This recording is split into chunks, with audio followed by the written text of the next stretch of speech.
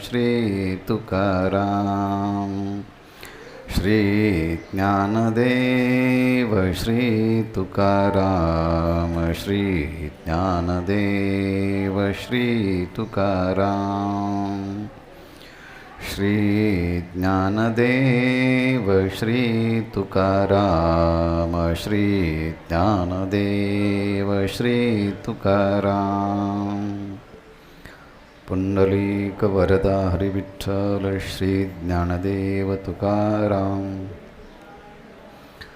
पंढरीनाथ भगवान की जय। माऊली ज्ञानेश्वर महाराज की जय। सद्गुरु श्री जगद्गुरु तुकाराम महाराज की जय। शांति ब्रह्म एकनाथ महाराज की जय। सद्गुरु श्री जोग महाराज की जय।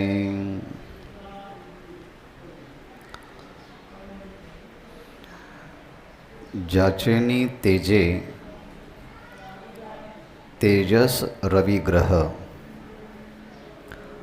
त्याचेनी मोह निरसती। ते नाम परिकर कृष्णाची सुंदर, वैकुंठीचे घर आम्ही केले। जपता नाम स्मरता पै हरी हरी, प्रपंच बोहरी कृष्ण नामे। निवृत्ती सांगे ज्ञाना कृष्णाची नयना, सर्वी सर्वत्र पान्हा कृष्ण रूपे। पवित्र सलीला इंद्रायणी मातेच्या तीरावरती संत श्रेष्ठ ज्ञानराज माऊलींच्या प्राणसंजीवन समाधीच्या सन्निकट भगवान श्री सिद्धेश्वरांच्या सन्मुख ज्ञानेश्वर महाराजांच्या अभंग गाथेवरती क्रमशः आपण चिंतन करत आहोत।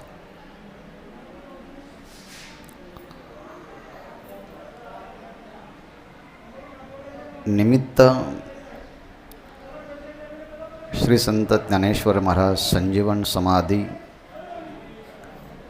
शतकोत्तर रौप्य महोत्सवी वर्ष। माऊलींच्या समाधीला 725 वर्ष पूर्ण झाले आहेत। त्याचं औचित्य साधून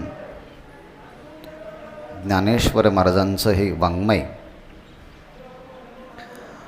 भाविकांच्या हृदयापर्यंत पोचवण्याचं काम ज्ञानेश्वर महाराज संस्थान कमिटीच्या द्वारे संपन्न होत आहे।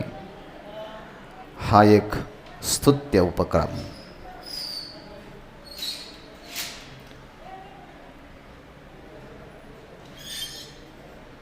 नामसंकीर्तन महात्म्य तदंतर्गत जाचेनी तेजे तेजस रविग्रह ह्या अभंगावरती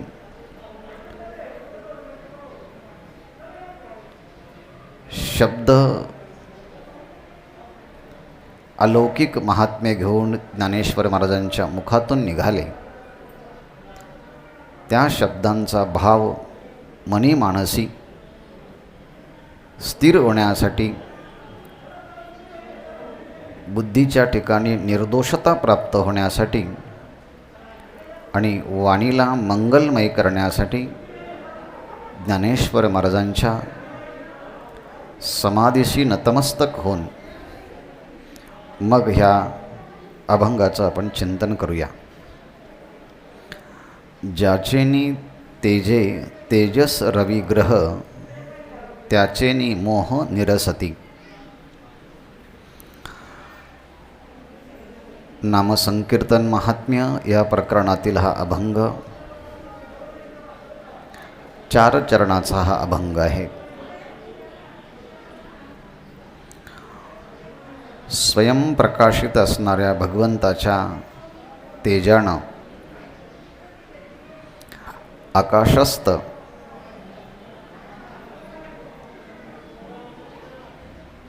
चंद्र, सूर्य आणि अनेक ग्रहमाला त्यांच्या ठिकाणी जो प्रकाश तेज आहे ते तेज त्या परमात्म्याचं आहे. आणि त्या परमात्म्याच्या तेजाने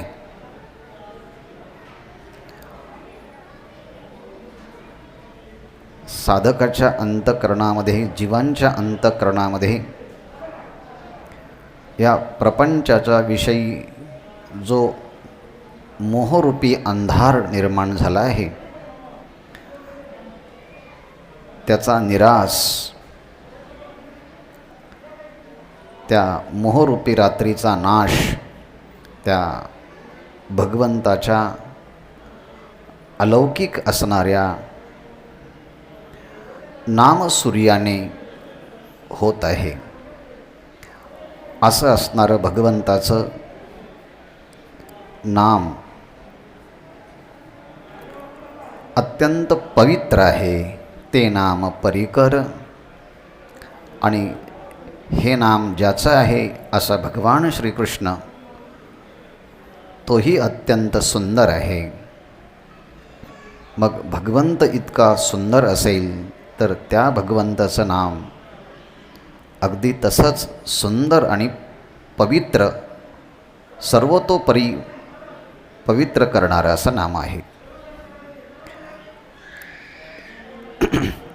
या नामानुष्ठानाचा विशेष लाभ ज्ञानेश्वर महाराज सांगतात की वैकुंठीचे घर आम्ही केले, आम्ही वैकुंठीचे घर केले.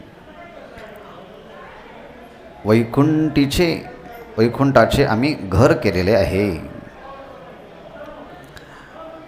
असं ते भगवंताचं नाम वाणीने जपत असताना आणि त्या हरी असं पुन्हा पुन्हा ज्या परमात्म्याचा नामाचा जप केला त्याच परमात्म्याच्या स्वरूपाचं आम्ही मनाने स्मरण करतो आहे, त्याची आठवण करतो आहे, त्याचं ध्यान करत आहे. वाणीत नाम आणि मनात ध्यान अशा त्या हरीचं केल्यामुळे त्या हरीने सगळ्या संसाराचा हरण केलं आणि ह्या कृष्ण नामाने ह्या प्रपंचाचा निरास झाला. प्रपंच बोहरी कृष्ण नामे. भगवान श्रीकृष्णाच्या नामाने ह्या प्रपंचाचा निरास झाला.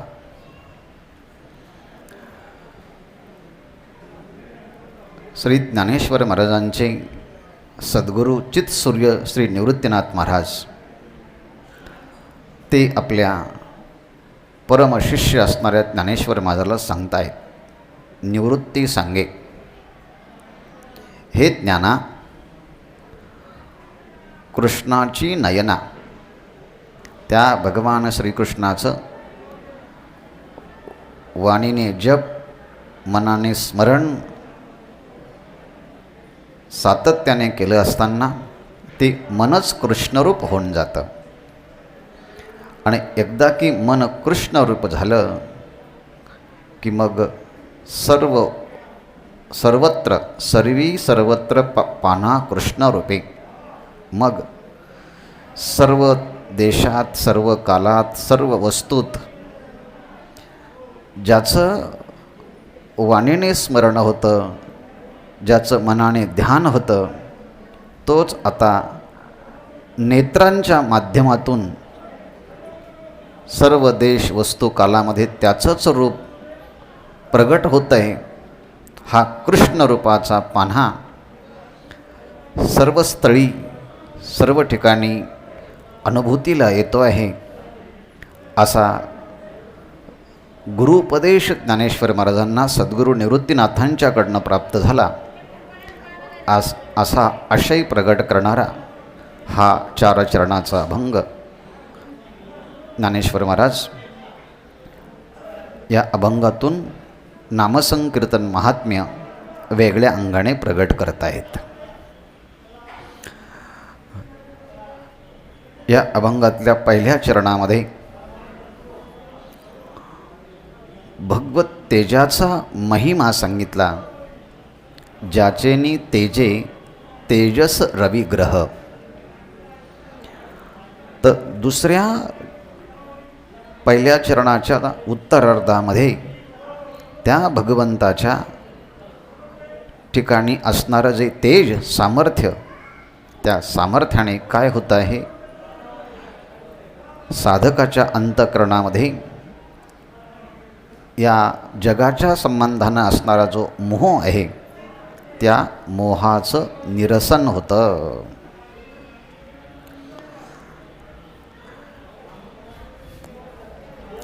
पहिल्याच चरणामध्ये ज्याचेनी तेजे तेजस रविग्रह. आकाशामध्ये आपल्याला अनेक तारे, अनेक ग्रह, अनेक उपग्रह प्रतीतीला येतात. याचा स्वतंत्र विचार करणारं शास्त्र खगोलशास्त्र आहे. त्या खगोलशास्त्रामध्ये या संबंधीचा तपशीलवार विचार आपल्याला स्वतंत्र पाहायला भेटतो. त्या शास्त्रामध्ये असं म्हटलं जातं, सूर्याचा प्रकाश, सूर्य हा स्वयंप्रकाशित आहे. पण अध्यात्मामध्ये धर्मग्रंथांच्यामध्ये जे वर्णन येतं ती त्या चंद्राच्या ठिकाणी आणि सूर्याच्या ठिकाणी असणारा प्रकाश त्या चंद्राचा आणि सूर्याचा नाही आहे. त्यांना प्रकाशित करणारा स्वयंप्रकाशित तत्व हे परमात्म तत्व आहे. मग जर या रविग्रहादिकांना प्राप्त होणारा प्रकाश हा परमात्म्याचा आहे, मग परमात्मा हा किती प्रकाशमान आहे, परमात्म्याच्या ठिकाणचा प्रकाश कसा आहे याचं वर्णन आपल्याला श्रीमद भगवद्गीतेच्या 11व्या अध्यायामध्ये पाहायला भेटत आहे.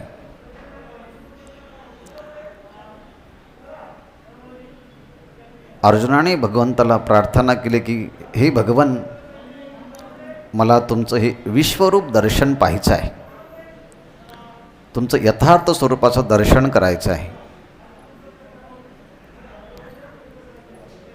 आणि मग त्यामध्ये तो पश्यामी देवांस्तव देव देहान असं तो म्हणतोय. आणि त्या भगवंताचं ते विश्वरूप पाहिल्यानंतर त्या भगवंताच्या ठिकाणचा प्रकाश कसा आहे,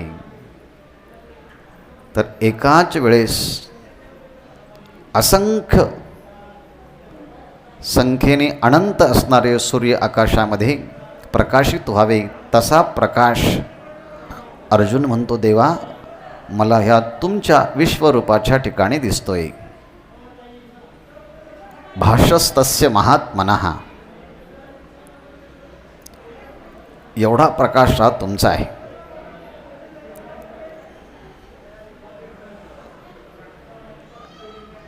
ज्याच्या निढळावरती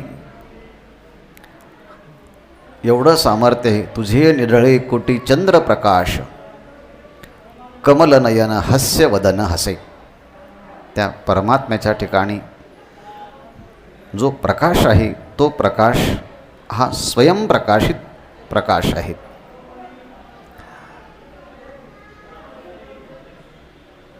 त्याचा प्रकाश आकाशस्थ असणाऱ्या ग्रहांना प्राप्त होतो. हा सगळा विचार अनेक ग्रंथांच्या मध्ये आपल्याला पाहायला भेटतो. त्याच्या प्रकाशानेच बुद्धी ही प्रकाशित होते. किंबहुना त्या कोटस्थाचा प्रकाशच आपल्या अंतःकरणामध्ये चिदाभासाच्या रूपाने आहे, म्हणजे तो प्रकाश आपल्या हृदयामध्ये आहे. त्याच्याच प्रकाशाने मनाला सामर्थ्य प्राप्त होतं, बुद्धीला सामर्थ्य प्राप्त होतं. यन मनसा न मनुते येनावृ मनोमतं मतं तदैव ब्रह्मत्वं विद्धि नेदम इजिदमुपासते. असा तो प्रकाश त्या परमात्म्याचा आहे. भगवत पूज्यपाद त्यांचा संवाद एका शिष्याच्या समवेत होतो आणि ते प्रश्न विचारतात, किम ज्योती. दिवसा ह्या जगामध्ये कोणती ज्योती आहे? किम ज्योतिस्तव भानुमान. ह्या दिवसा ह्या जगामध्ये कोणती ज्योती आहे? अहनिमे. तर सांगितलं भानुमान. भानु म्हणजे सूर्य. दिवसा सूर्याची ज्योती या आकाशामध्ये आहे आणि रात्री रात्रो प्रदीपादिकम. रात्री आकाशामध्ये किंवा या पृथ्वीवरती दीप आहेत, आकाशामध्ये चंद्र आहे. म्हणजे रात्रीचा दीप ज्योती कोणती असेल? चंद्रादी किंवा दीपक वगैरे ह्या ज्योती आहेत. दिवसाची ज्योती कोणती आहे? तर सूर्य ही दिवसाची ज्योती आहे.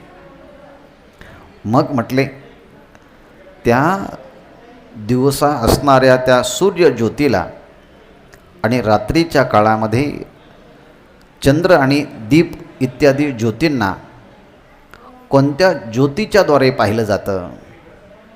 स्याद्देवं रविदीप दर्शन विधौ. रवी दीप दर्शन अर्थात या चंद्र सूर्य ह्या ज्योतींना कोणत्या ज्योतींनी पाहिलं जातं हे सांगा. किम ज्योतिराख्या हेमे. मग सांगितलं आहे चक्षु. चक्षूंना सुद्धा ज्योती म्हटली आहे. मग चक्षूंना जर ज्योत म्हटली आहे तर या चक्षूंच्या ठिकाणी असणारी जी प्रकाश ज्योत, ह्या नेत्ररूपी प्रकाश ज्योतीला कोणाचा प्रकाश आहे? तर पुन्हा परमात्म्याचाच आहे. यच्चक्षुषा न पश्यति येन चक्षुंषि पश्यन्ति तदैव ब्रह्मत्वं विद्धि नेदम इजिदमुपासते. चक्षूंच्याद्वारे त्या परमात्म्याला पाहिलं जातं. तो परमात्मा नाही तर ज्याच्याद्वारे चक्षूंना प्रकाश करण्याचं सामर्थ्य येतं. अर्थात ह्या नेत्रांना सुद्धा ज्योती म्हटलं आहे आणि ह्या नेत्ररूपी ज्योतीने रात्री चंद्रादिकांना पाहिलं जातं आणि ह्या चक्षुरूपी ज्योतीने दिवसा सूर्याला पाहिलं जातं. अहो म्हटले हे बरोबर आहे, पण रात्रीच्या काळामध्ये जेव्हा डोळे बंद होतात, झोपी जातात, मग कोणत्या ज्योतीने पाहिलं जातं? चक्षुस्तस्य निमीलनादि समये. मग डोळे जेव्हा झाकले जातात तेव्हा कशाने पाहिलं जातं? तर किम. मग सांगितलं आहे धी. धी म्हणजे बुद्धी. बुद्धिरूपी ज्योतीनेच त्यावेळेस पाहिलं जातं. म्हणजे बुद्धीलाही ज्योती म्हटलं आहे. डोळे झाकले असताना बुद्धिरूपी ज्योतीच्या प्रकाशाने नेत्ररूपी ज्योतीला प्रकाश दिला जातो. नेत्ररूपी ज्योतीनेच चंद्र सूर्यादिकांना दिवसा आणि रात्री पाहिलं जातं. मग त्या आचार्याने शिष्याला प्रश्न विचारला, मग त्या धी म्हणजे बुद्धिरूपी ज्योतीला कोण प्रकाशित करतं? किम धीर धियो दर्शने. त्या बुद्धीला कोण प्रकाशित करतो? किम तत्राह मतो भवान परमकम. मग म्हटले त्या बुद्धीलाही प्रकाशित करणारा जो प्रकाश आहे, जी ज्योती आहे, ती ज्योती म्हणजे माझ्या अंतःकरणामध्ये असणारा तो परमात्मा. ज्योतिस्तदस्मी प्रभो. हे प्रभो, ती ज्योती म्हणजे आत्मज्योत आहे. आणि त्या आत्मज्योतीलाही प्रकाशित करणारी कोणती ज्योत असेल तर तो परमात्मा आहे. ज्ञानदेव म्हणे ज्योतीची निज ज्योती, तीही उभी मूर्ती विटेवरी. म्हणजे पांडुरंग परमात्म्यालाही स्वयं प्रकाशित असणारी ज्योत म्हटली आहे. म्हणजे बुद्धी ही ज्योत आहे, नेत्र ही ज्योत आहे, चंद्र सूर्य ही ज्योत आहे, दीप ह्याही ज्योती आहेत. पण या सगळ्यांच्या ठिकाणी असणारा जो प्रकाश, यन मनसा न मनुते एनावुर मनोमतम तदैव ब्रह्मत्वम विद्धी नेदमिजिदमुपासते. अर्थात या सगळ्या प्रमाणातून एकच निर्देशित होतं. भगवान गीतेमध्ये तीच गोष्ट सांगतात, यच्चंद्रमसि यच्चाग्नौ तत्तेजो विद्धी मामकम. चंद्र सूर्याच्या ठिकाणी जो प्रकाश आहे तो प्रकाश माझा आहे असं जाण.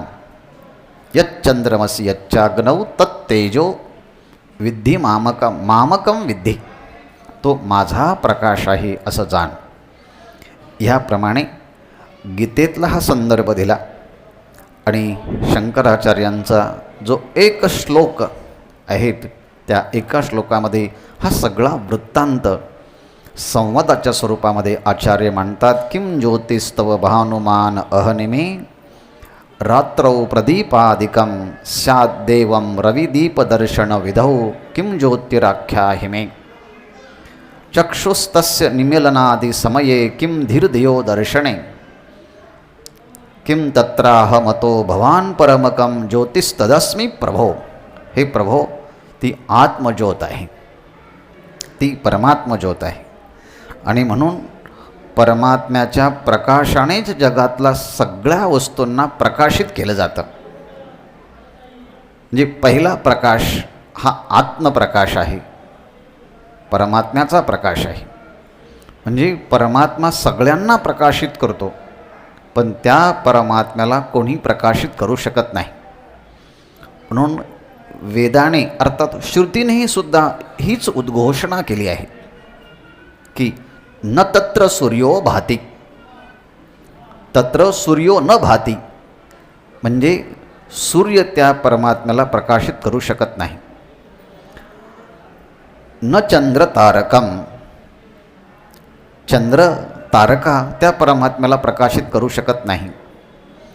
नेमा विद्युतो भांती, त्या ठिकाणी विद्युत त्या परमात्म्याला प्रकाशित करू शकत नाही. कुतोयम अग्निही, मग अग्नीची काय ददात, अग्नी कसा प्रकाशित करेल त्याला.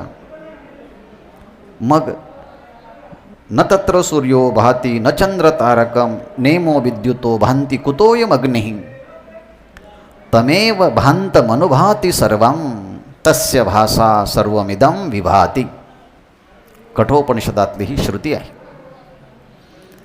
तमेव भांतम अनुभाती सर्वं, त्या परमात्म्याच्या प्रकाशानेच नंतर सर्व प्रकाशित होतात. तस्य भासा सर्वमिदं विभाति, त्या परमात्म्याच्या प्रकाशानेच सगळे प्रकाशित होतात. ही वेदातली प्रसिद्ध असणारी गोष्ट सिद्धांत रूपाने वेगवेगळ्या ठिकाणी ही प्रकाशित झाली आहे. तोच शास्त्र सिद्धांत ज्ञानेश्वर महाराज मराठी भाषिकांच्या समोर सहजतेने सांगतात. ज्याचेनी तेजे, ज्याचेनी तेजे असं म्हणताना ज्या परमात्म्याच्या तेजाने, ज्या श्रीहरीच्या तेजाने, ज्याचेनी तेजे रविग्रह तेजस, ह्या रविग्रहादिकांच्या ठिकाणी ही तेज म्हणजे प्रकाश सामर्थ्य येतं. परमात्म्याच्या ठिकाणचा प्रकाश हा चित्प्रकाश आहे, तर बाकीच्या ठिकाणचा प्रकाश हा भौतिक प्रकाश आहे. ह्याप्रमाणे रविग्रह ह्याही ज्योती आहेत, मन बुद्धी इंद्रिय ह्याही ज्योती आहेत. या सगळ्या ज्योतींच्या ठिकाणचा प्रकाश त्या परमात्म्याचा आहे. म्हणून प्रतिबोध विदितम मतम, प्रत्येक अनुभूतीचं प्रकाशन हा परमात्म्याच्याच ज्ञानप्रकाशाने होत आहे. असा असणारा हा स्वयंप्रकाशित परमात्मा, त्या परमात्म्याचं अनुनयन केलं, त्या परमात्म्याला शरणापन्न झालो. तमेव शरणं गच्छ सर्वभावेन भारत. सर्वधर्मान् परित्यज्य मामेकं शरणं व्रज. भगवंतांनी सांगितलं, मला सर्व धर्मांचा परित्याग करून माझ्या एकट्या स्वरूपाच्या ठिकाणी शरणापन्न हो. आणि अर्जुन भगवंताच्या समोर शरणागती पत्करतो आहे आणि तो सांगतो, हे भगवन, मी तुमचा शिष्य आहे आणि तुम्ही माझे गुरु आहात, मला उपदेश करा, मी तुमचा शिष्य आहे. आणि म्हणून शादी मामत्वाम प्रपन्नम, मी तुमचा शिष्य आहे आणि म्हणून मला तुम्ही माझ्यावरती प्रसन्न व्हा, मला उपदेश करा. कार्पण्य दोषोपहत स्वभावा पृच्छामि त्वां धर्म सम्मूढ चेता यस्त्रयस्या निश्चितं ब्रूहि तन्मे शिष्यस्तेहं शादी मां त्वां प्रपन्नम. कृपणतेमुळे मला समजलं नाही, पण आता मला बोध झाला आहे, तुम्हीच मला उपदेश करा. संपूर्ण पृथ्वीवरती जरी पाणी असलं, पण चातक आकाशाच्या मध्ये असणाऱ्या मेघाच्या थेंबाची अपेक्षा करतो, तसं सगळ्या जगात जरी गुरु असले, पण माझ्यासाठी तुम्हीच एकमेव गुरु आहेत. असं म्हणून जेव्हा शिष्यत्व पत्करलं आणि भगवंतांनी मग ज्ञानोपदेश सुरू केला. असोच्चान नन्मसोचस्त्वं प्रज्ञावादांश्च भाष्यसे गतासु न गतासोंश्च नानुशोचन्ति पंडिताः. मग तिथून तत्त्वज्ञानाचा उपदेश सुरू केला आणि 18व्या अध्यायामध्ये भगवंतांनी पुन्हा प्रश्न विचारला की मी जे तत्त्वोपदेश केला त्याचा तुला बोध झाला का, तुझा मोह नष्ट झाला का. आणि मग अर्जुनाने सांगितलं, नष्टो मोह स्मृतिर्लब्धा त्वत्प्रसादान मयाच्युत. हे अच्युत, त्वत्प्रसादान, तुमच्या ह्या कृपाप्रसादामुळे माझ्या ठिकाणचा जो मोह आहे तो नष्ट झाला. नष्टो मोह, मोह वैचित्य. मोह म्हणजे विपरीत भावना. आत्मतत्व हे सच्चिदानंद स्वरूप आहे, असंग निर्विकार आहे आणि संपूर्ण जग हे अनात्मा आहे, नश्वर आहे, क्षणभंगूर आहे, प्रत्येक क्षणाक्षणाला बदलणार आहे. पण हे बदलणारं जग, बदलणाऱ्या वस्तू तशाच्या तशाच राहाव्यात, अशी ह्या जगाच्या संबंधाने एक विपरीत भावना, एक भ्रमात्मक संकल्पना, सत्याला सत्य समजण्याच्या ऐवजी तो असत्याला सत्य समजतो आणि तो अंतःकरणामध्ये या अज्ञानातून निर्माण झालेला जो मोह आहे तो मोह जगाचं सत्यत्व त्याला अनुभूतीला येतं आणि मग जग सत्य मानायला लागतो. जग सत्य मानेल तेव्हा मानेल, पहिल्यांदा तो देहाला सत्य मानायला लागतो. देहाच्या विषयी सत्यत्व बुद्धी होते, देहाच्या विषयी नित्यत्व बुद्धी होते, देहाच्या विषयी पवित्र बुद्धी होते आणि देहाच्या विषयी आत्मबुद्धी होते.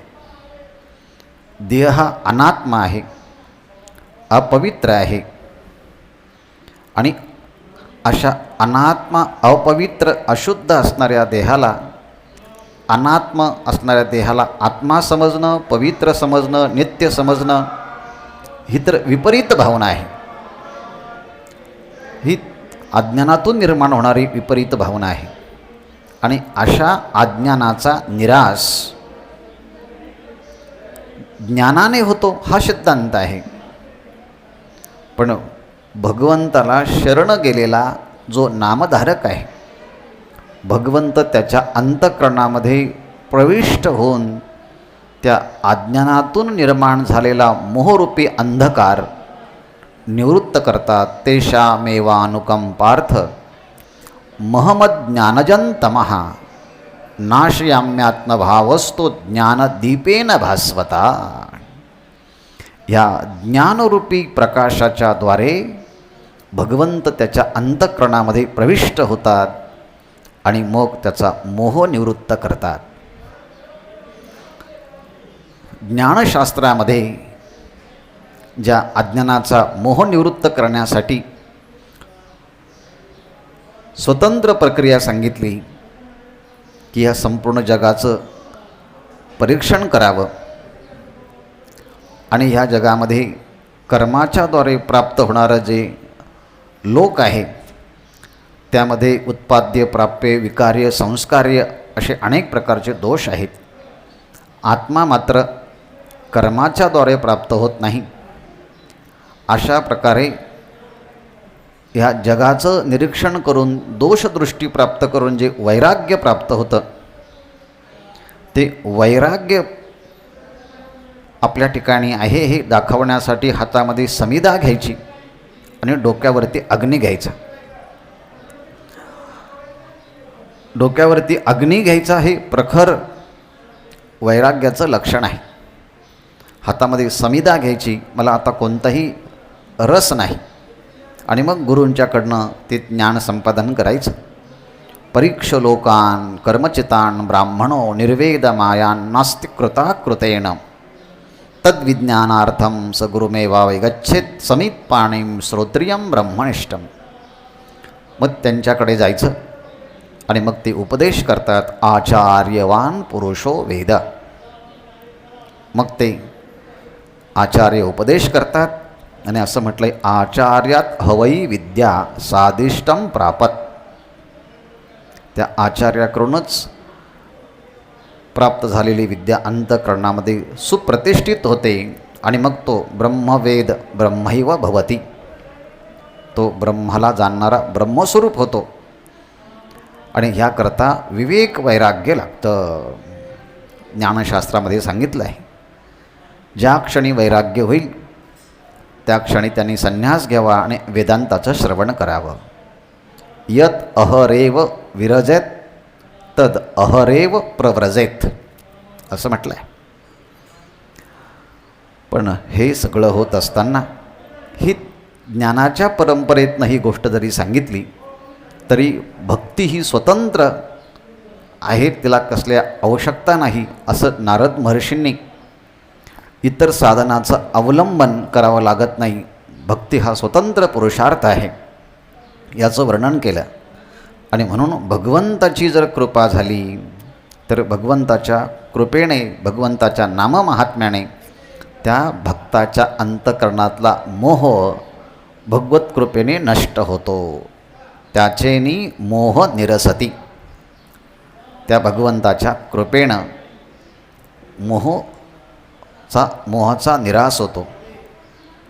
अवधूत गीतेमध्ये असं म्हटलं आहे ईश्वर अनुग्रहात एव पुंसाम अद्वैत वासना. भगवंताच्या कृपेमुळेच साधकाच्या जीवाच्या अंतःकरणामध्ये त्या अद्वैत स्वरूप असणाऱ्या परमात्म्याची जी संभावना आहे ती भगवत कृपेने प्राप्त होते. ईश्वर अनुग्रहात एव पुंसाम अद्वैत वासना. अशी ही भगवंताची अनुकंपा कृपा प्राप्त झाली असताना त्याचेनी मोह निरसती. भगवंताला त्याची दया येते आणि भगवान स्वतः तेषामहं समुद्धरता मृत्युसंसार सागरात भवामी नचरात पार्थमय्या वेशितचेतसाम. असं ते भगवंताची कृपा. ह्याप्रमाणे ह्या पहिल्या चरणामध्ये भगवंताचं तेज वर्णन केलं आणि त्या भगवंताचं जे तेजस आहे त्या तेजसंपन्न असणाऱ्या परमात्म्याची कृपा झाली असता त्याच्या कृपेने त्याचेनी मोह निरसती, त्याच्या कृपेने मोहाचा नाश होतो, मोह नष्ट होतो. एवढं अद्भुत परिवर्तन ज्या कृपेने झालं, ती कृपा संपादन होण्यासाठी तुम्ही काय साधना केली? ते म्हटले, आम्ही काही नाही, त्या भगवंताचं नामसंकीर्तन सातत्याने आम्ही केलं. कृष्ण माझी माता, कृष्ण माझा पिता, बहीण बंधू चुलता कृष्ण माझा. माझा गुरुही तोच आहे, बंधूही तोच आहे, पिताही तोच आहे. त्वमेव सर्वं मम देव देव. ही भक्ताच्या ठिकाणी परमात्म्याच्या विषयी असणारी एक प्रपन्नतेची भावना आहे. आणि म्हणून त्या परमात्म्याचं कृष्ण नाम, की जे नाम ते नाम परिकर. परिकर शब्दाचा अर्थ शुद्ध असाही केला आहे. आणि परिकर शब्दाचा आहे सर्वतोपरी कल्याण करण्याचं सामर्थ्य ज्याच्यामध्ये आहे, असा परिकर.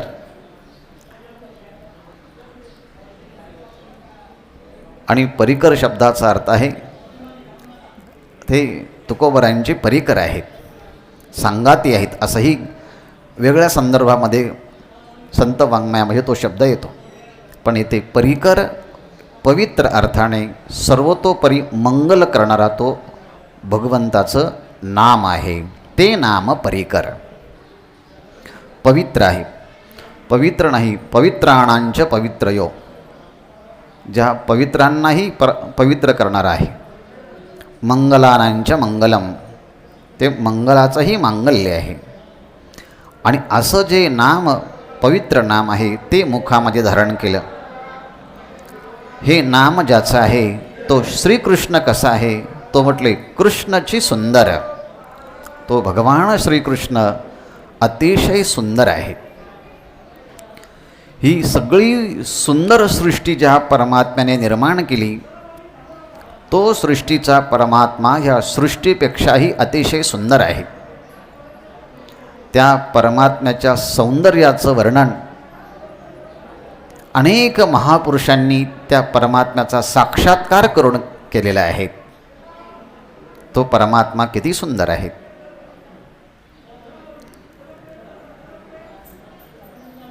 श्रीकृष्णाच्या सौंदर्यापुढे जेत लक्ष्मी भुलोणी झाली वेडे, मदन पोटा आले बापुडे. त्या भगवान श्रीकृष्णाच्या सौंदर्यापुढे लक्ष्मी ही भुलून वेडी झालेली आहे. त्या भगवंताचं सौंदर्य पाहिल्यानंतर जिथे प्रत्यक्ष मदन भगवान श्रीकृष्णाच्या पोटी जन्माला येतो, मग ज्या सौंदर्यापुढे लक्ष्मी भुलून वेडी होते, मदन सगळ्यात सौंदर्यवान आहेत या पृथ्वीवरती, पण असा पुरुषांच्यामध्ये सुंदर असणारा मदन भगवंताचं सौंदर्य पाहिलं की त्यालाही वाटलं आपल्याला भगवान श्रीकृष्णाच्या पोटी जन्माला आलो होतं, आणखी सौंदर्य प्राप्त होईल, म्हणून मदन पोटा आले बापोडे. भगवंताचं सौंदर्य या सगळ्या अवतारांच्या मध्ये पाहायला भेटतं. रामावतारामध्ये भगवान श्रीकृष्णांचं पदस्पर्श झाल्यानंतर अहिल्याचा उद्धार झाला आणि त्या शिलेतून एक तेजपुंज देवी पुन्हा आपल्या पूर्वस्वरूपामध्ये अवतीर्ण झाली. हे भगवंताचं सौंदर्य, त्याचा महिमा, त्याची कीर्ती ऋषीमुनींनी ऐकली आणि आपल्याला उचलेल एवढे दगड त्यांनी त्या ऋषीमुनींनी डोक्यावरती घेतले आणि जाऊया भगवान श्रीकृष्णाला, भगवान प्रभू रामचंद्रांना सांगूया की तुम्ही ह्या दगडांना स्पर्श करा, म्हणजे त्याच्या स्त्रिया होतील आणि आम्ही त्यांच्याशी विवाह करू. सगळ्या ऋषीमुनींनी ते डोक्यावरती पाषाण घेतले आणि भगवान प्रभू रामचंद्रांच्याकडे गेले. भगवान प्रभू रामचंद्राचं ते सौंदर्य पाहिलं आणि काय घेऊन आलो आणि कशा करता आलो आहेत हेच विसरले. पाहिलिया वेद लावी, राजस सुकुमार मदनाचा पुतळा, रविशेषी कळा लोपलिया, कस्तुरी मळवटी चंदनाची उटी, रुळे माळा कंठी वैजयंती, मुकुट कुंडले श्रीमुख शोभले, सुखाचे ओतले सकळही, तुका म्हणे माझा सकळ देह भाव, अनेक नको ठाव चिंतुयासी. असं ह्या परमात्म्याचं सौंदर्य तुकोबारायांनी, ज्ञानेश्वर महाराजांनी वेगवेगळ्या अभंगामध्ये पंढरपूरचा निळा, लावण्याचा पुतळा, विठो देखियला डोळा, बाई येवो वेदलेवो मन तयाचे गुणी, क्षणभर न विसंबे विठ्ठल रुक्मिणी, पौर्णिमेचे चांदणे क्षणोक्षणा होय उणे, तैसे माझे जिणे एका विठ्ठले विणा. असा हा परमात्मा सुंदर. त्या ऋषीमुनींनी पाहिलं की परमात्म्याच्या सौंदर्यापुढे ते आपल्या मनातल्या इच्छाच निवृत्त झाल्या आणि ते सगळे म्हणायला लागले की त्यांना म्हणायचं होतं की ह्या पाषाणांना तुम्ही स्पर्श करा, आम्हाला स्त्रिया करून द्या. पण ते ऋषीमुनी भगवंताचं सौंदर्य पाहिल्यानंतर त्यांच्या मुखातून शब्द आला की आम्हाला स्त्रिया करून घ्या. भगवंतांनी सांगितलं हे ह्या जन्मात शक्य नाही, कारण मी एक वचनी, एक पत्नी आणि एक बाणी आहे. तुमच्या इच्छा मी पुढच्या जन्मात पूर्ण करेल. आणि म्हणून ते ऋषीमुनी 16,000 पत्न्यांच्या रूपानं कृष्ण अवतारामध्ये आलेत आणि भगवंताने त्यांचा स्वीकार केला. असं भगवंताचं सौंदर्य तिथे आहे. भगवान किती सुंदर आहेत. श्रीकृष्ण परमात्मा जेव्हा मथुरेमध्ये आला, त्या सौंदर्याचा भाव पाहिल्यानंतर तिथेही वाटलं त्या स्त्रियांना अरे हा प्रत्यक्ष मदनच आहे. अयोध्यामध्ये स्वयंवरासाठी भगवान श्रीकृष्ण गेलेत आणि एका सीतेचा स्वयंवर करण्यासाठी आले. आपण त्या स्त्रियांनी पाहिलं रे हा प्रत्यक्ष मदनालाही लाजवेल एवढं सौंदर्य आहे. आणि त्यांच्याही अंतःकरणातला भाव भगवंताने ओळखला आणि तो पुढच्या जन्मात पूर्ण केला. अशा भगवंताच्या सौंदर्याच्या अनेक कथा पुराणांतरी आपल्याला पाहायला भेटतात. त्याचं वर्णन सगळ्या भक्तांनी केलं आहे. त्यामध्ये भक्ती संप्रदायामध्ये ज्यांचं नाव अग्रणी आहेत असे श्रीमद वल्लभाचार्य, त्यांनी भगवंताच्या सौंदर्याचं वर्णन केलेलं आहे. भगवंत किती सुंदर आहे. त्या भगवंताचं अधरोष्ट सुंदर आहे. त्या भगवंताचं मूक सुंदर आहे. त्या भगवंताचे डोळे अतिशय सुंदर आहे. भगवंताचं हसणं, भगवंताचं हृदय, भगवंताचं गमन करणं एवढंच कशाला. श्रीमद वल्लभाचार्य असं म्हणतात, मधुराधिपते रखिलम मधुरम. तो परमात्मा सगळ्या सौंदर्याची खाण आहे. अधरम मधुरम, वदनम मधुरम, नयनम मधुरम, हसितम मधुरम, हृदयम मधुरम, गमनम मधुरम, मधुराधिपते रखिलम मधुरम. त्या परमात्म्याचं सगळं काही सुंदर आहे. काय काय सुंदर आहे म्हटले, त्या भगवंताच्या मुखातून निघालेले जे वचनं आहेत तेही सुंदर आहेत. वचनम मधुरम. भगवंताचं चरित्र तेही अत्यंत मधुर आणि सुंदर आहे. चरितम मधुरम म्हणजे त्याचं वचन मधुर आहे, चरित्र मधुर आहे. भगवंताने परिधान केलेली वस्त्रसुद्धा सशंक चक्रम सकिरीट कुंडलम सपीत वस्त्रम वसितम मधुरम वसनम मधुरम. परमात्म्याचे कपडे मधुर आहे. वलितम मधुरम. भगवंताचे जे वेगवेगळे अंगविक्षेप करतात, भक्तांचं अंतःकरण आपल्याकडे खेचून घेण्याकरता ते भगवंताचे अंगविक्षेप मधुर आहे. वलितम मधुरम. भगवंत जेव्हा चालतायत त्या भगवंताचं चालणंसुद्धा अतिशय सुंदर आहे. चलितम मधुरम. भगवान जेव्हा गायींच्या पाठीमागे भ्रमण करत आहेत ते सुद्धा अतिशय सुंदर आहे. म्हणून वचनम मधुरम चरितम मधुरम वसनं मधुरं वलितं मधुरं चलितं मधुरं भ्रमितं मधुरं मधुराधिपतेरखिलं मधुरं. श्रीमद वल्लभाचार्य त्या भगवंताचं सौंदर्य वर्णन करतात. तो परमात्म्याचं सगळंच सुंदर आहे. त्याचं वमनम मधुरम, गोपी मधुरा, सगळंच काही, यष्टीर मधुरा, सृष्टीर मधुरा. भगवंताचं वर्णन करणारं श्री वल्लभाचार्यांचं हे मधुराष्टक भक्ती संप्रदायाच्या मध्ये अत्यंत प्रसिद्ध आहे. म्हणून कृष्णाची सुंदर, ज्ञानेश्वर महाराज म्हणतात तो परमात्माच अतिशय सुंदर आहे. त्या परमात्म्याचं सौंदर्य वर्णन करताना तो किती सुंदर आहे म्हटले. व्रजभूमीमध्ये सगळ्यात सुंदर कोण असेल तर आमचा हा भगवान परमात्मा आहे. तो काय, त्याचं सौंदर्य काय आहे म्हटले. कितीही पापी जरी असला तरी त्या पापी लोकांचं पापाचं निराश करण्याचं सामर्थ्य ह्या परमात्म्याच्या ठिकाणी आहे. भजे व्रजैक मंडनम समस्त पाप खंडनम, संपूर्ण पापाचं खंडन करणं या परमात्म्याचा स्वभाव आहे. आणि आपल्या भक्ताच्या चित्ताचं रंजन करतो. स्वभक्त चित्त रंजनम, आपल्या भक्ताच्या चित्ताचं तो रंजन करतो आणि सर्वांना आनंद देतो. सदैव नंद नंदनम, त्या परमात्म्याने आपल्या मस्तकावरती मोरपिसांचा मुकुट धारण केलेला आहे.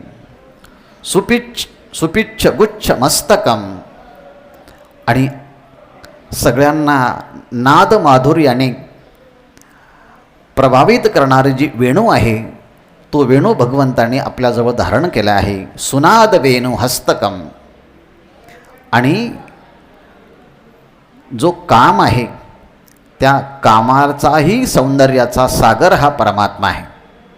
आणि म्हणून त्या परमात्म्याचं वर्णन करताना महात्म्याने वर्णन केलं आहे की तो परमात्मा कसा आहे. भजे व्रजैक मंडनम समस्त पाप खंडनम स्वभक्त चित्त रंजनम सदैव नंद नंदनम. सुपिच्छ गुच्छ मस्तकम सुनाद वेणु हस्तकम अनंग रंग सागरम नमामि कृष्ण नागरम. अतिशय नागर म्हणजे सुंदर हा परमात्मा आहे. मग परमात्माच एवढा सुंदर आहे तर त्या परमात्म्याचं नामही तितकंच सुंदर, पवित्र आणि मंगलमय आहे. त्यामुळे ते नाम परिकर कृष्णाची सुंदर, ते भगवंताचं नाम, पवित्र नाम भगवान श्रीकृष्णांसारखंच सुंदर आणि पवित्र आणि मंगलमय आहे. आणि ह्या नामाच्या अनुष्ठानाने, ह्या नामाच्या साधनेने काय झालं. वैकुंठीचे घर आम्ही केले, आम्ही वैकुंठीचे घर केले. ह्या चरणाचा अर्थ दोन पद्धतीने सांगता येईल. भगवंताचं जे राहण्याचं निजधाम आहे त्याला वैकुंठ म्हणतात. आणि भगवंत ज्या धामामध्ये असतात त्या धामामध्ये जाणं भक्ताला इच्छा असते की भगवंत ज्या ठिकाणी आहेत त्या ठिकाणी आपण जाऊन राहावं. हरिपाठामध्ये तो ज्ञानेश्वर महाराज म्हणतात तो कल्पापर्यंत, कल्पाच्या कल्पापर्यंत चिरंजीव होऊन हा भगवत भक्त राहतो. चिरंजीव कल्प वैकुंठी नांदे, तो वैकुंठामध्ये चिरंजीव होऊन कल्पाचे कल्पपर्यंत राहतो. किंबहुना भगवंताचं ते निजधाम याने आपलं घरच केलं आहे. हाही एक अर्थ आहे. आणि वैकुंठ शब्दाचा अर्थ परमात्मा असाही आहे. परमात्माच हे आपलं घर केलं आहे आणि त्या परमात्म्याला आपल्या अंतःकरणामध्ये बसवलं आहे. आणि तिसरा वैकुंठ म्हणजे निरपेक्ष असणारं मोक्ष, हे परमात्म्याच्या सायुज्य स्थितीलाच प्राप्त झालेलं आहे. आणि त्या वैकुंठाच्या ठिकाणी आम्ही घर केलं म्हणजे आम्ही त्या परमात्म्याच्या स्वरूपाच्या ठिकाणी गेलो, निजधामाला गेलो, सायुज्य स्थितीला प्राप्त झालो. वैकुंठीचे घर आम्ही केले. आणि दुसरा अर्थ आहे, कै एखाद्याने वैकुंठा जावे ते वैकुंठची केले अगावे. 9व्या अध्यायामध्ये ज्ञानेश्वर महाराजांनी ह्या नामाचं महिमा सांगत असताना ऐसे कीर्तनाचे नटनाचे नासिले व्यवसाय प्रायश्चित्तांचे जे जे नामाचे नाही पापाचे ऐसे केले. यमदमा अवकाळा आणली तीर्थे ठायावरणे उठविली यमलोकीची खुंटली राहटी आगवी वगैरे वगैरे. त्या सगळ्या प्रकरणामध्ये वैकुंठीचं केले अगावे, वैकुंठच आता ह्या भूलोकामध्ये आणलेलं आहे. ह्याप्रमाणे वैकुंठीचे घर आम्ही केले. ह्या दोनही पद्धतीने या अभंगाच्या अर्थाची निष्पत्ती महानुभाव पुरुषांनी केली आहे. मग ज्या नामाच्याद्वारे तुम्ही वैकुंठालाच घर बनवलं, ज्या नामाच्या आणि भगवान परमात्म्याच्या कृपेने अंतकरणातला मोह निराश झाला, असं भगवंताचं तेज जे आकाशामध्ये असणाऱ्या चंद्रसूर्यांच्या ठिकाणी आहे ते परमात्म्याचंच आहे. असा सुंदर जो परमात्मा, त्याचं नामही सुंदर आणि मंगलमय आहे, अशा नामाचा उच्चार आम्ही केला. जपता नाम, त्या परमात्म्याच्या नामाचा जप केला. म्हणजे त्या परमात्म्याचं नाम आम्ही वाणीने त्याचा उच्चार केला. कृष्ण कृष्ण कृष्ण कृष्ण कृष्ण कृष्ण असं सातत्याने जप केल्यामुळे ह्या वैखरी वाणीचा परिणाम परावाणीपर्यंत झाला आणि ह्या चारही वाण्यांच्याद्वारे कृष्ण कृष्ण नामाचा उद्घोष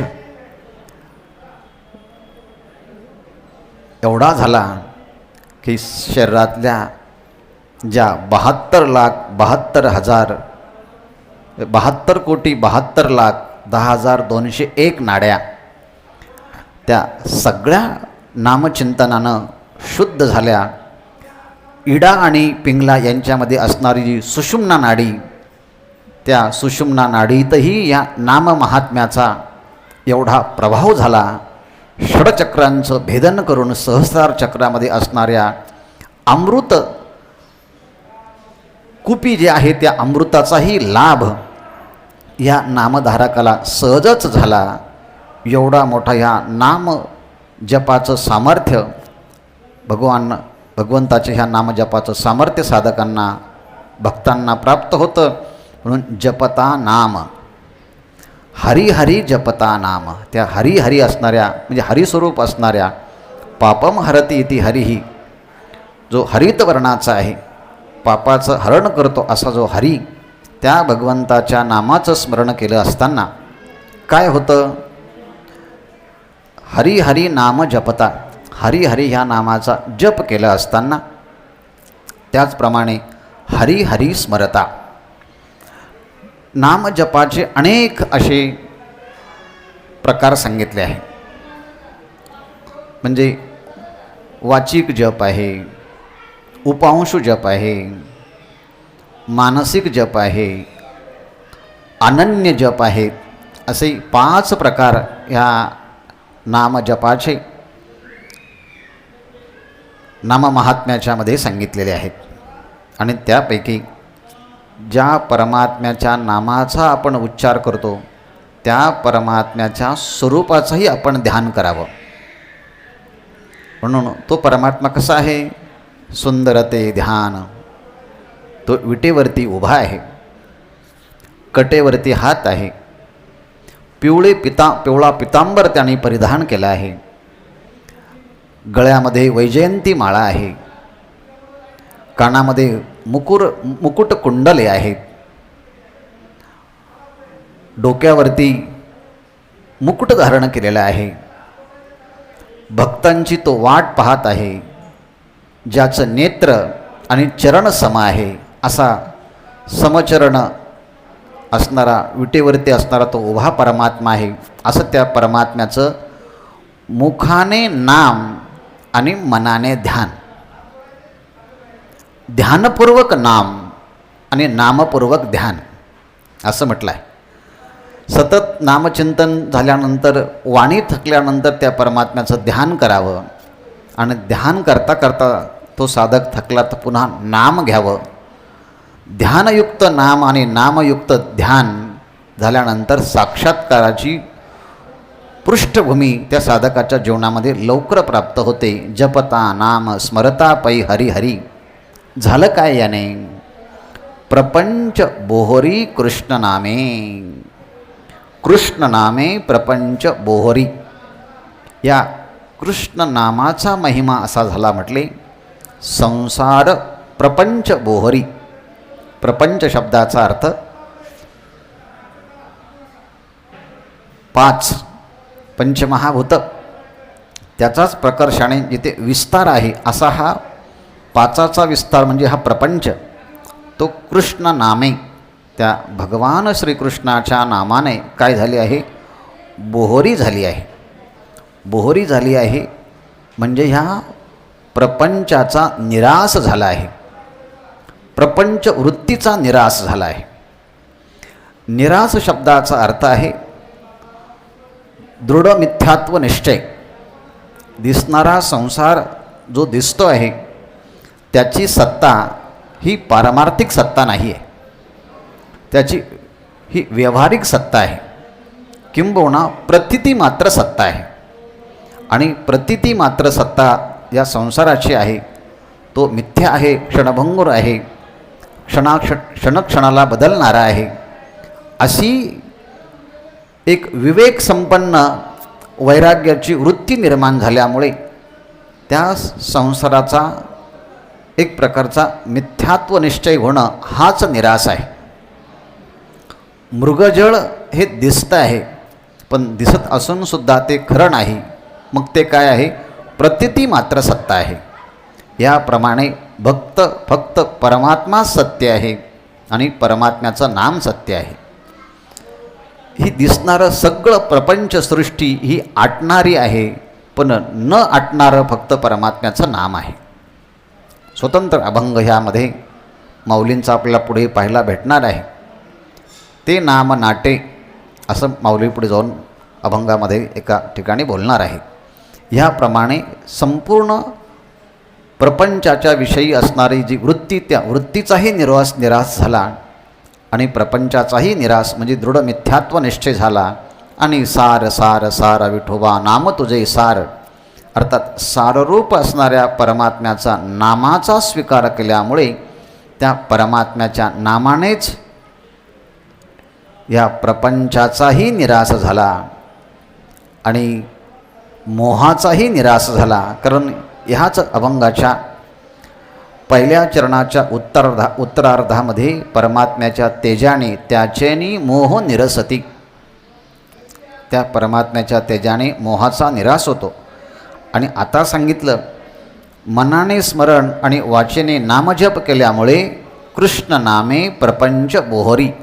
या कृष्ण नामाने प्रपंचाचा निरास झाला, प्रपंचाचं आकर्षण संपलं.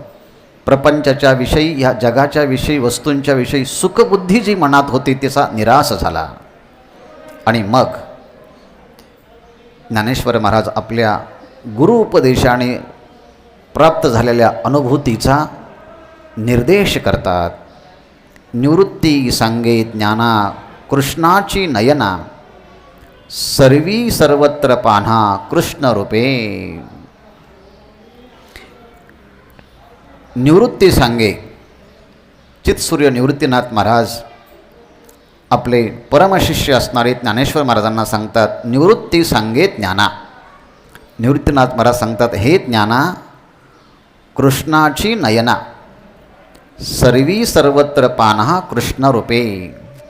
एकदा की या कृष्ण नामाची भावना अंतःकरणामध्ये झाली आणि मन कृष्ण भावनेने पूर्णपणे परिपूर्ण झालं की ती कृष्ण भावनाच जेव्हा अंतःकरणातून सगळ्या सृष्टीकडे जेव्हा पाहिलं जातं, तोच परमात्मा ह्या सृष्टीचा निर्माता आहे.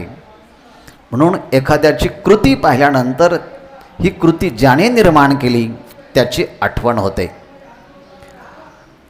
याचा विचार आपल्याला पाहायचा ठरला तर स्वतंत्र श्रीमद भगवद्गीता आणि ज्ञानेश्वरीचा 10वा अध्याय पाहावा. हिमालयाकडे पाहिल्यानंतर परमात्म्याची आठवण व्हावी. स्थावराणाम हिमालयः. नदीकडे पाहिल्यानंतर श्रोतसामस्मी जान्हवी. या सृष्टीतल्या कोणत्याही पदार्थाकडे पाहिलं तर अनंतश्चास्मी नागानाम, किंवा ज्या ज्या ठिकाणी जेत जेत संपत्ती आणि दया वस्ती आलिया ठाया, ते ते जाण धनंजया विभूती माझी. संपूर्ण भगवंताचीच ही विभूती आहे. आणि म्हणून वस्तूंना पाहिलं की कृष्णाची आठवण यावी. कृष्णच या सृष्टीमध्ये व्यापून आहे अशी अनुभूती येणे म्हणजे प्रत्येक देशात, प्रत्येक वस्तूत, प्रत्येक कालात, देश, वस्तू, काल या सगळ्यांना व्यापून तो परमात्माच आहे. म्हणून सर्वी सर्वत्र कृष्णरूपे पान्हा. सर्व देशात, सर्व वस्तूत, सर्व कालात कृष्णाचीच प्रतीती यायला लागली. जसं तुकोबराय म्हणतात, विठ्ठल विस्तारिला जणे सप्तहे पाताळ भरोणी, विठ्ठल व्यापक त्रिभुवनी, विठ्ठल मुनी मानसी.